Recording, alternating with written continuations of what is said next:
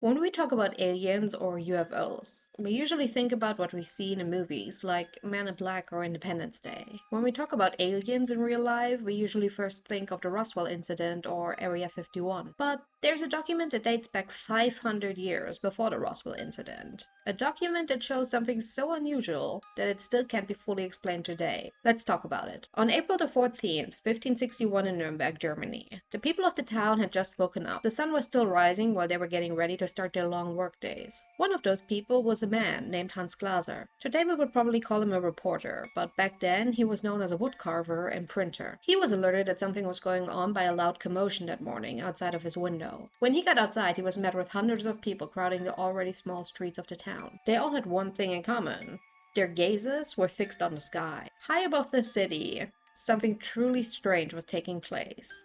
Hundreds of objects were flying through the sky. The objects were later described as having dozens of different shapes, including crosses, cylinders, and spheres. Glaser would later note that spheres made up the majority of the objects flying through the sky. Some of these balls seemed to be flying out of the cylinders and then moving in front of the sun for a short moment, almost as if they were charging themselves up. The unknown objects seemed to be fighting each other by colliding with each other or darting around, not to be hit. This battle lasted for nearly an hour, and after it was done, the objects either fell to the ground where they burned up, leaving behind clouds of smoke, or they simply vanished into thin air. The most notable of these unknown objects was a huge black spear. It did not fight with the other objects or dart around.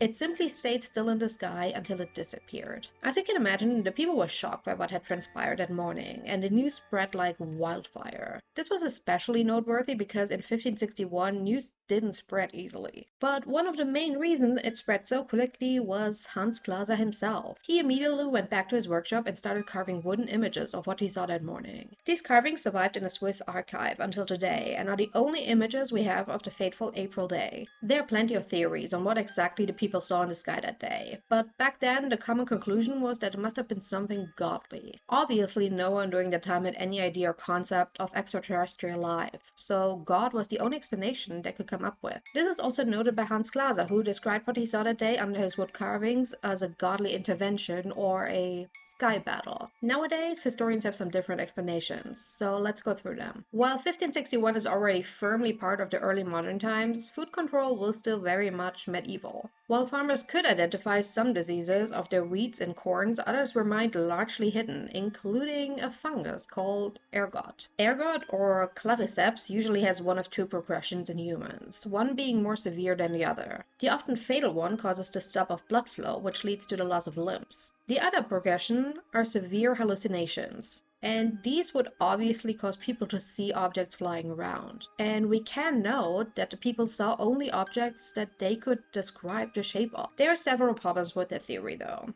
The first being that ergot has been widely known for about 500 years at this point. And while the farmers could miss it in their wheat, the signs of the disease were often very notable. And monks had even found medicine that helped cure or at least stop the spreading of the disease in the human body, sometimes in the year 1095. So if there was a widespread ergot outbreak, it definitely would have been noted in the town archive. The second problem is that while there are of course mass hallucination events, Glaser was very adamant that everyone saw the same thing that day.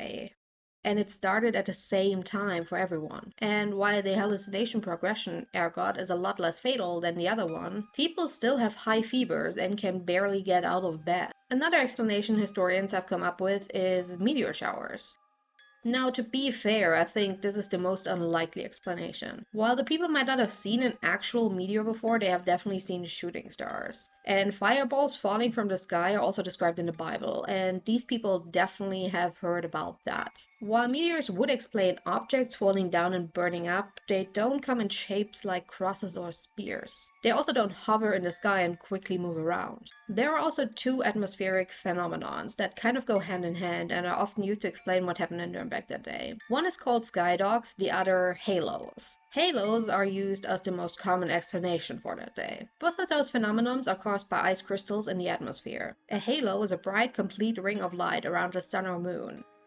while sundogs are bright, colorful spots, also known as mock suns, located on either side of the sun. A key difference between the two is the orientation of the ice crystals. Halos form when ice crystals are randomly oriented, whereas sundogs form when hexagonal ice crystals fall with their principal axis vertical. I'll insert a side-by-side comparison between the two of them right here.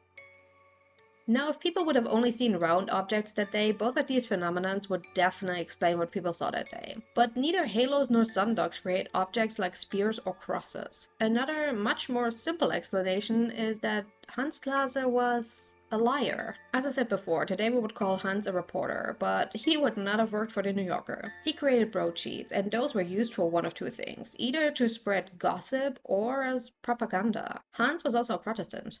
And in Germany, Catholics and Protestants were still trying to establish dominance over the other. As I said before, he himself called it a divine intervention under the wood carvings, so it's not unlikely that he simply made it up to push Protestant propaganda. Unfortunately, we have no other written eyewitness accounts, whether that's due to the fact that a lot of people couldn't properly write at the time, or that any documents have been lost. Of course, there's also the last explanation, that something visited the people of Nürnberg that day. Something extraterrestrial. Unfortunately, we will never know the full truth of what happened that morning. Did the entire town see something in the sky? Were they hallucinating? Or is this all based on one man's lie? It's probably also noteworthy that something not unsimilar happened about 100 years later in Stralsund. But that's a story for another time. Let me know what you think in the comments down below. What do you think happened? Aliens? Propaganda? Or maybe it was a halo after all? Don't forget to like and subscribe. And I'll see you in the next video.